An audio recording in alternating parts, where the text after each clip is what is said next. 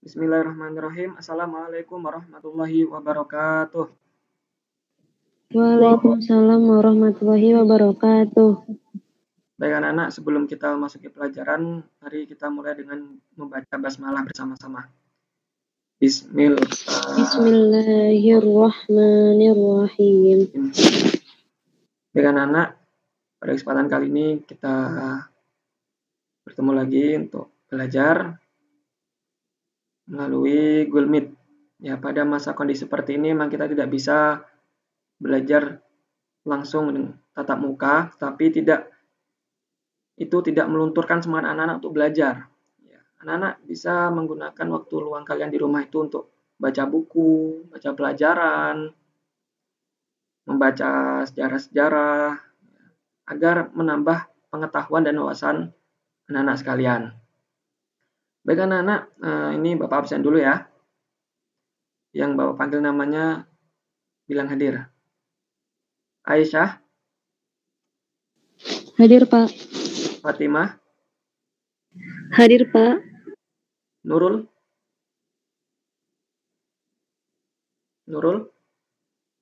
Hadir, Pak. Dewi. Hadir, Pak. Oke, hadir semua ya. Ya, baiklah anak-anak. Pada kesempatan kali ini adik kita yakni mempelajari tentang perkembangan ilmu pengetahuan pada masa Bani Abbasiyah. Kemudian tujuannya diharapkan setelah pembelajaran kali ini anak-anak mengetahui, memahami, dan dapat menjelaskan tentang perkembangan ilmu pengetahuan pada masa Bani Abbasiyah. Ya, baik anak-anak. Yang pertama, kita akan mempelajari tentang suasana tumbuhnya peradaban ilmu pengetahuan pada masa Bani Abbasiyah. Ya, suasana tumbuhnya peradaban di Abbasiyah itu terjadi setelah perluasan wilayah secara besar-besaran. Faktor yang paling dominan mendorong suasana itu adalah yang dari kebijakan Khalifah Abu Ja'far, bahwa yang menjadi khalifah harus orang yang mencintai dan dapat mengembangkan ilmu pengetahuan. Suasana keilmuan memang diciptakan oleh khalifah dengan menyediakan segala fasilitas penunjang. Lembaga pendidikan dan perpustakaan juga dibangun. Tempat-tempat istirahat dan mukim disediakan oleh siapa saja yang mau belajar ilmu pengetahuan. Ulama dari berbagai disiplin ilmu didatangkan untuk mengajari orang-orang Islam yang ingin belajar. Nah, pada masa Bani Abbasiyah ini ada 3 tingkatan dalam penulisan. Yang pertama, tingkatan pertama yakni ide-ide yang ada itu dicatat dalam satu halaman kertas. Kemudian yang kedua, tingkatan kedua yakni sudah mulai pembukuan. Hadis-hadis itu sudah dibukukan, hukum-hukum fikih dibukukan, dan cerita-cerita sejarah itu juga sudah dibukukan. Kemudian tingkatan yang ketiga yaitu tingkatan penyusunan yang lebih halus dan lebih sempurna. Ini segala yang sudah dicatat, diatur, dan disusun itu disusun dalam bagian bab-bab tertentu. Kemudian bentuk peradaban, hasil riset dari para ahli dan tokoh-tokohnya. Ada beberapa bidang ilmu yang ditemukan pada masa Bani Abbasiyah ini. Ini antara lain pertama ada filsafat. Tokoh-tokohnya ada Al-Kindi, Al-Farabi, Ibnu Bajjah, Ibnu Tufail, ada Al-Ghazali, dan Ibnu Rushd. Kemudian ada kedokteran. Ya, pada masa ini juga banyak dibuat perguruan-perguruan tinggi kedokteran. Ya, ada yang terkenal antara lain ada di kota Hyundai Sapur, Iran. Kemudian di Haran, Syria, dan di Baghdad.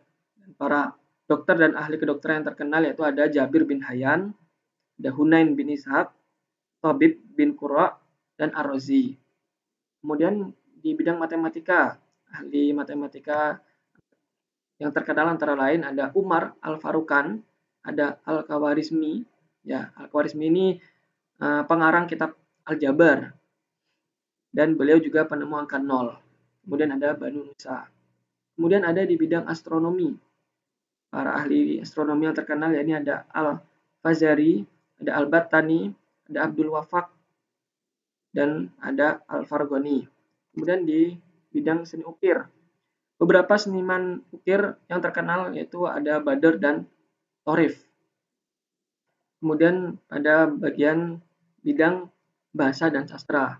Nah, berbeda pada masa Bani Umayyah ya, yang masih kental dalam keaslian warna Arabnya, sedangkan sastrawan pada masa zaman Bani Abbas ini telah melakukan perubahan kekuasaan tersebut.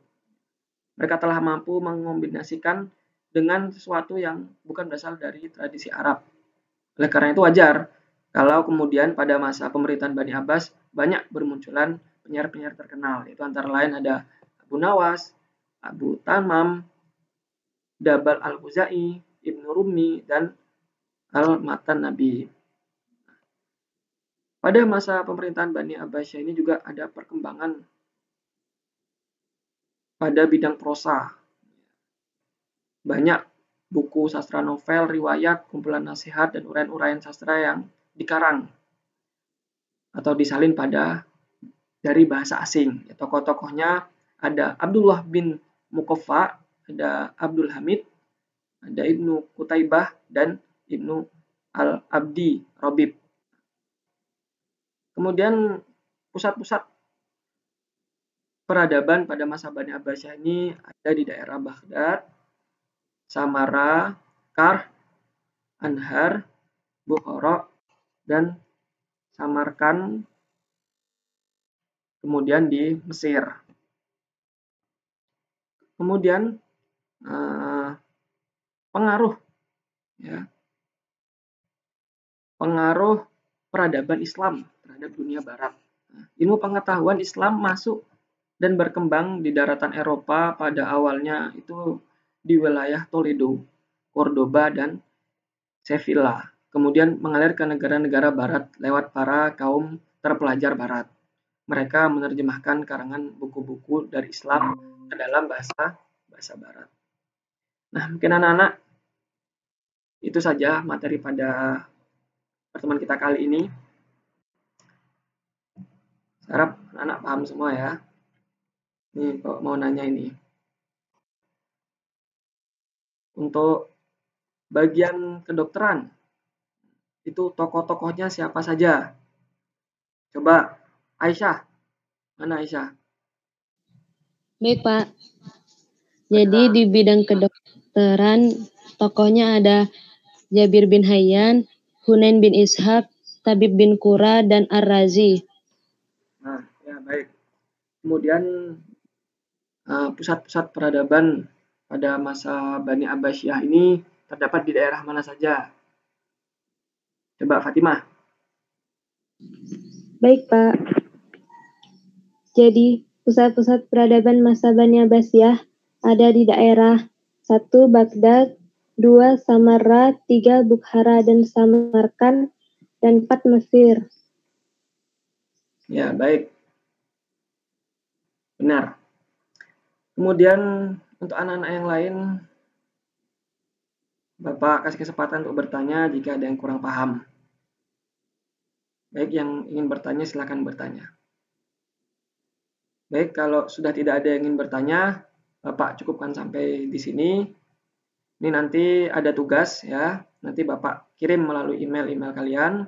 Kemudian deadline waktunya nanti jam 10 malam sudah kalian kerjakan dan kalian kumpulkan. Kumpulkan melalui email Bapak.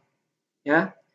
Kemudian Bapak mengingatkan lagi untuk anak-anak untuk selalu menjaga kesehatan, kebersihan, keluar-keluar juga menggunakan masker, jaga jarak, dan anak-anak terus menjaga kesehatan